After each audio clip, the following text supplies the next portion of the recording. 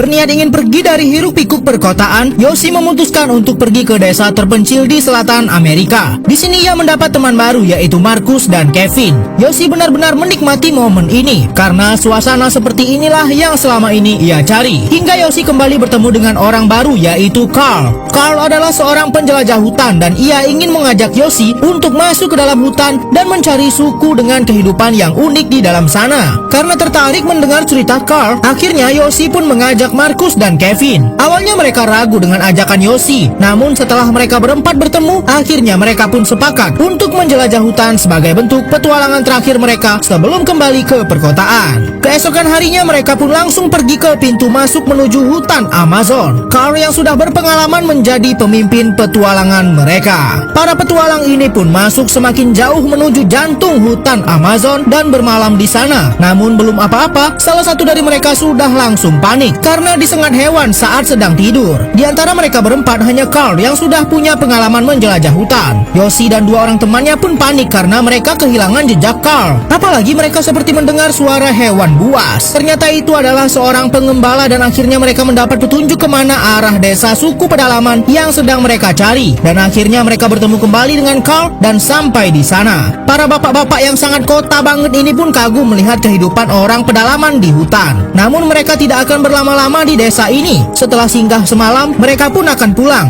Namun mereka mendapat masalah karena kaki Marcus bonyok dan ia tak bisa lagi berjalan. Kakinya terluka parah dan mereka masih terjebak di jantung hutan Amazon. Para penjelajah ini harus cepat keluar sebelum hujan turun. Namun perjalanan mereka terhambat karena salah satu anggota tak bisa lagi berjalan dengan cepat. Untung saja Carl sudah punya banyak pengalaman di hutan dan ia bisa berburu, sehingga mereka bisa makan walaupun persediaan makanan menipis karena molor saat perjalanan pulang. Awalnya Yoshi, Marcus, dan Kevin ragu untuk memakan santapan malam mereka. Namun mau tak mau daripada mereka kelaparan, daging kera yang ada di depan mereka harus mereka makan. Ternyata setelah mencicipinya, mereka semua suka dan menganggap daging kera cukup lezat. Karena kondisi Marcus semakin tak memungkinkan untuk berjalan lewat darat, mereka pun sepakat untuk membuat sebuah rakit dan akan menyusuri sungai, sehingga kaki Marcus yang terluka bukan lagi menjadi masalah. Terjebak di jantung hutan Amazon dan mereka memutuskan untuk keluar dari hutan dengan mengikuti arus sungai, sebab salah satu dari mereka sudah tak bisa lagi berjalan kaki. Namun mereka tak menyangka kalau akan ada arus yang sangat kencang datang. Pemimpin dalam petualangan kali ini pun ketar-ketir walaupun ia sudah sering menjelajah hutan. Mereka panik karena baru pertama kali mereka menyusuri hutan lewat sungai. Setelah arus sudah agak reda, barulah mereka menepi. Setelah insiden tadi, Carl yang merupakan pemimpin di sini memutuskan untuk tidak akan lagi mau melewati sungai. Kini tiga sekawan ini pun mulai kena mental karena ini baru pertama kali mereka menjelajah hutan dan malah jadi begini. Setelah mereka berdiskusi, akhirnya mereka memutuskan untuk berpisah. Carl dan Marcus akan memilih lewat hutan saja, lalu Yoshi dan Kevin akan melewati sungai. Awalnya semua berjalan lancar bagi Kevin dan Yoshi, namun lagi-lagi arus deras tiba-tiba datang.